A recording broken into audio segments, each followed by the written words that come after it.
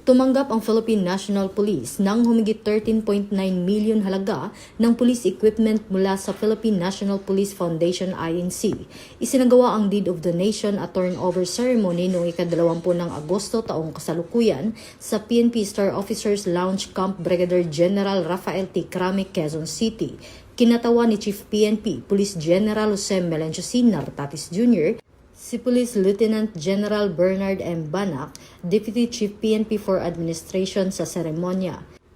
Kabilang sa mga donasyong equipment ang para sa technology, communications, security, mobility at iba pang pangunahing pangangailangan ng PNP. Bahagi ito ng patuloy na suporta ng PNP Financial Institution sa pagpapalakas ng kakayahan ng kapulisan at pagtugon sa PNP Focus Agenda tungo sa isang bagong PNP para sa bagong Pilipinas, serbisyong mabilis, tapat at nararamdaman. Mula dito sa Campo Crame, ako po ang inyong PNN correspondent, Patroluman Resali Umalay, nagbabalita para sa Police News Network. Alagad ng batas, tagataguyod ng balitang pulis.